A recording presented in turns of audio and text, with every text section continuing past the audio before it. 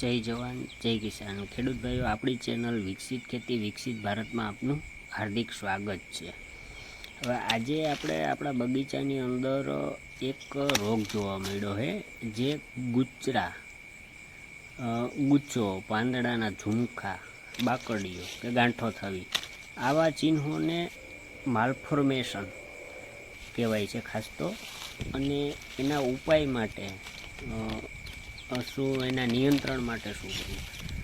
તો પહેલાં એક નવી સારી કાતર લઈ ત્યારબાદ એ ગુચરાને કાઢી નાખવાના છે।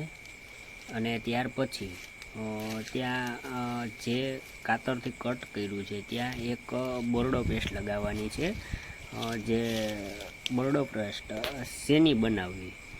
હવે એમાં જે 4 વસ્તુ જો છે, કોપર સલ્ફેટ એટલે મોરથું, બીજું કેલ્શિયમ ઓક્સાઇડ એટલે જે ચૂનો, અને કોઈ ફૂગનાશક એટલે બ્લુ કોપર, અને પાણી, આ ચારેયનું મિશ્રણ કરી અને ઘાટી પેસ્ટ તૈયાર કરવાની છે। અને ત્યારબાદ આપણે જે કલર કરવાની પીછી છે એના વડે જ્યાં આપણે કટ લગાવ્યું છે એક કટ છે એને ત્યાં લગાવી દેવાનું પીછીથી, આવી રીતના।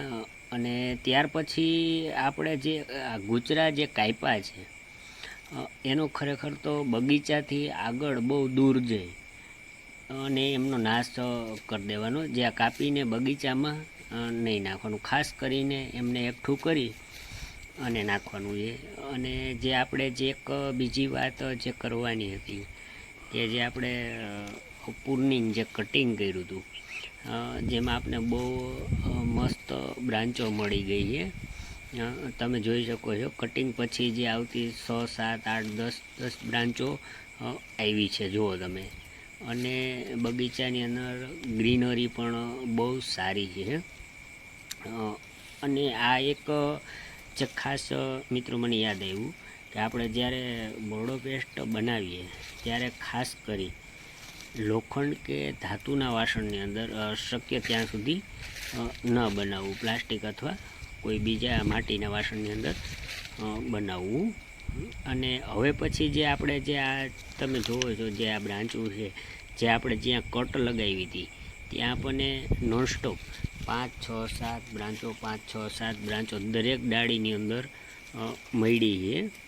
અને બહુ મસ્ત આપણે જે કહેવાય ને કે જે પુનિંગ છે જે સક્સેસ થઈ ગયું છે, અને બહુ સારી એ બ્રાન્ચો। હવે પછી આગળ આપણે જ્યારે કટિંગ કરશું ને ત્યારે આમાંથી જે આપણે જોઈતી 2 થી 3 બ્રાન્ચો રાખશું, પણ બાકીની દૂર કરશું। હજી થોડીક આમને પુખ્ત અને થોડીક મોટી થવા દઈ।